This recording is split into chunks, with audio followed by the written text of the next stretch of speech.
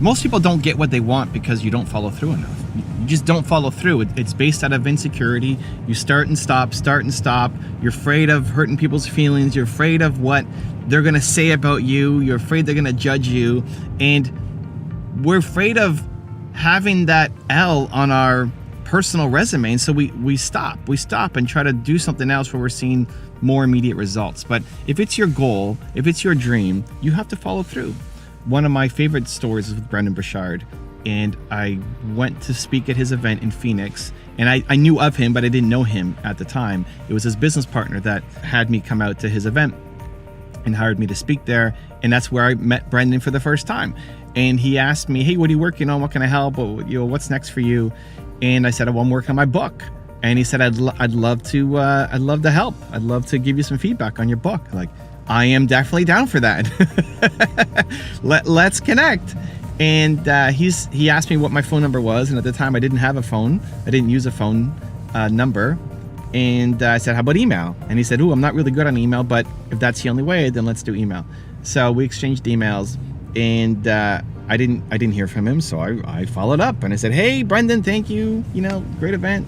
Love to talk about the book like you suggested, and didn't hear back, and followed up a couple weeks later and didn't hear back, and followed up a couple weeks later, and then he said, oh man, thank you, I'm super swamped right now, but let's either come out to my place and we'll do a jam session, or I've got this event coming up, maybe you can come be there. I said, yeah, I'm down for either, which one do you want to do? And didn't hear back, and then wrote a couple more messages and didn't hear back. And here's what's really important. In my head, every time I sent another email, I was questioning myself. I was judging myself, like, ooh, I don't want to bother him. Maybe I'm being too overwhelming. Maybe he doesn't actually want me to come out. Maybe I'm offending him. Maybe I'm not respecting him. Maybe I'm asking for too much. That's the thought in my head before every email. Where in reality, he's just a busy guy. He had a lot of stuff going on. He had a launch that was happening that I wasn't even aware of, that he was planning behind the scenes. And so he was not crazy stressed out, but he just has a lot on his plate that he's dealing with. And it's hard to tell ourselves that. It's easier to default to the insecurity of maybe you're bothering, maybe you're asking too much, maybe you're not worthy, maybe you should move on. The event that he talked about me coming to was coming up, and I still hadn't heard back whether he wanted me there or not, or and my book launch was coming up too. And I thought, I'm gonna send one more email. Just one more email, that's it. I'm gonna send one more email, and hopefully something happens. If not, then I'm done. And hopefully he doesn't think I'm a loser or whatever. And he wrote back an email and like, hey, sorry man, again, I'm not super great on email. I've just been swamped planning all these things. Come on out to the event, speak at the event too. And that was his big event that was, $30,000 to $50,000 a year mastermind to be a part of, that then I spoke on stage. That then at the event, after I spoke, I met with him and Dean Graziosi backstage for an hour over lunch and planned my entire book strategy. That then led to me getting invited to go to Brendan's house a couple days later and hang with him and Dean and Tom Bilyeu and Lewis Howes and Jay Shetty and Russell Brunson and all sorts of amazing humans who built giant businesses. All of that happened because I sent that one more email. Because I followed up and I followed up and I followed up and I followed up, and it wasn't that he hated me or that he thought I sucked or that I was being overwhelming or whatever. That I kept following up. It just had the persistence. There's a lot of opportunities that are in front of you right now that just are not happening because there's not enough follow-up, there's not enough persistence. And the reasons why you're not doing it are based in reality, right? I mean, I could be overwhelming. It's possible. It's possible that he thinks that I'm overwhelming, that I'm not giving enough value, that I'm being too selfish, that I'm bothering him. I mean, it's possible, but we default to just assuming that instead of actually finding out, and we miss out on a lot of upside. And so here's what I found that really helps. 1, you schedule it in. You schedule it in every X number of weeks right? So every 2 weeks, I would send in another email. Every 2 weeks, every 2 weeks, every 2 weeks, every 2 weeks, every 2 weeks, every 2 weeks. And I never felt like doing it because every time I saw that in my task list, I didn't want to do it. Like, let's give it another few days. Let's give it another week.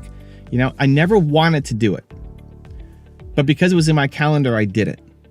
You will never want to do it because you're afraid, right? Underneath it is really just fear. It's insecurity. You'll never want to do it. So you schedule it in every 2 weeks or every week or every month or whatever the thing is that makes sense for the timeline that you're on. You schedule it in so that you have to do it. So when it came up, I knew I had, even though I didn't want to, even though my heart was beating, I was like, I still went off and I did it. Second thing is, lead with the intention.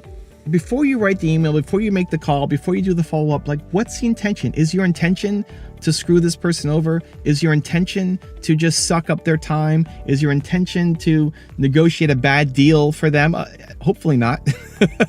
If you're a subscriber to this channel, hopefully it's positivity and hope and belief and mutual, benefits.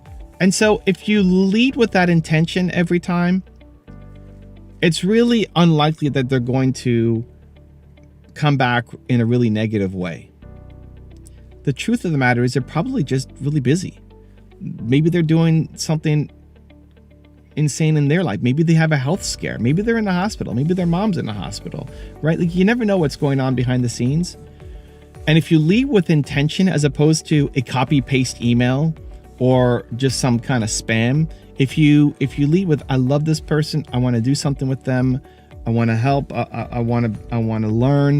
Like, if that's a positive intention going in, your call, your email, your follow-up will just be a lot better. It'll be a lot better, and people will feel it. I forget who it was. I want to say it was, no, I forget who it was. I'm thinking Princess Di, but I don't think it was her. I don't forget who it was, where she would say, before I send an email, I would always smile. I would think about the person and I would smile before I wrote an email or wrote a letter, and it would always change the vibe of the letter, right? Like, if you're thinking love, kindness, smiling before you make a video, before you do a DM, before you do an email, right? Like, if you're thinking that, chances are you'll make them smile. Like, if you're smiling before you do it, you're probably going to make them smile. And so just taking that little pause to reflect on what is my intention here, instead of defaulting to insecurity and the stress on your side, default into, let's lead with positivity. Let's smile. Let's lead with love. You'd be amazed at how many great things happen. So those two things. One, you put it in your calendar until you get a response. Like, if somebody says no, okay, at least you got a response. But again, it's likely going to be a loving no, because you followed up so many times and you've always led with a positive intention and love and kindness.